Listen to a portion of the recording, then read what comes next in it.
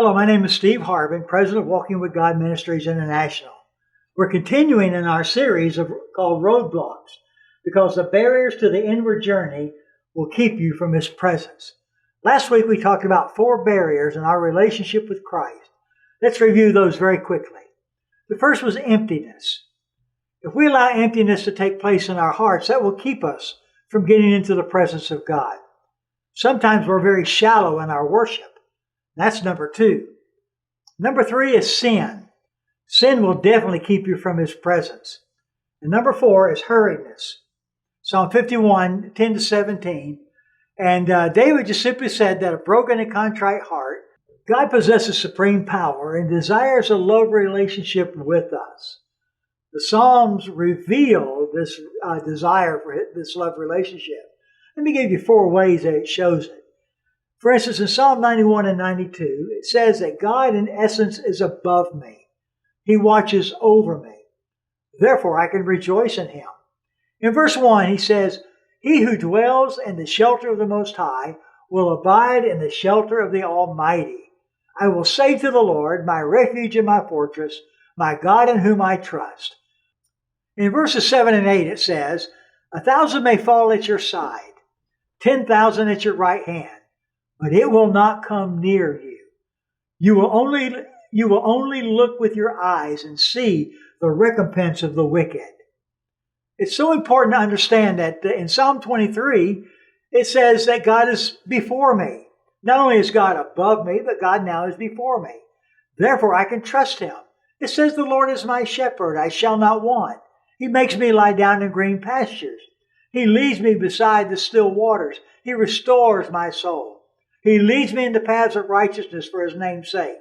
And it goes on to say these things, that I will dwell in the house of the Lord forever. Why? Because God is before me. And He watches over me because He's above me. Number 3, Psalm 27 says that God is with me to give me courage. Therefore, I can risk everything for Him. The Lord is my light and my salvation. Whom shall I fear? The Lord is the stronghold of my life. Of whom shall I be afraid? When evildoers assail me to eat up my flesh, my adversaries and foes, it is they who stumble and fall. And then in Psalm 63, number 4, it says, God is around me to bless me. Therefore, I should run to Him. In verses 1 through 3, it says, O God, you are my God. Earnestly I seek you. My soul thirsts for you. My flesh faints for you, as in a dry and weary land where there is no water. So I have looked upon you in the sanctuary, beholding your power and glory. Because your steadfast love is better than life, my lips will praise you. So I will bless you as long as I live. In your name I will lift up my hands. Number 5, Psalm 139, God is everywhere and He knows me.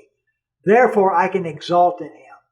In verses 1 through 4 it says, O Lord, you have searched me and you have known me. You know me when I sit down, when I rise up. You discern my thoughts from afar. You search out my path and my lying down, and are acquainted with all my ways. Even before a word is on my tongue, behold, O Lord, you know it. See, God longs for this love relationship. He wants us to walk in His ways and walk by His Spirit. You can say, how can I enhance intimacy with God? I want to give you 9 ways you can enhance intimacy with God. As Henry Blackaby says, God is everywhere, and we must seek to join Him in what He's already doing. So here are 9 ways I enhance intimacy with God. The first one is this: take responsibility to become intimate with Him. Look at verse 1. It says, O God, you are my God. Earnestly I seek you. That's Psalm 63:1. The author is simply saying that God is the first and foremost person in his life, and he earnestly seeks to have that intimate relationship with Him. And if we want that intimacy, we're going to have to seek it with our whole heart. We're going to have to look for it because it's there for the taking. All we have to do is assume responsibility to become intimate with Him. This week we looked at number 1. Next week we'll look at numbers 2 through 9 on ways I enhance intimacy with God.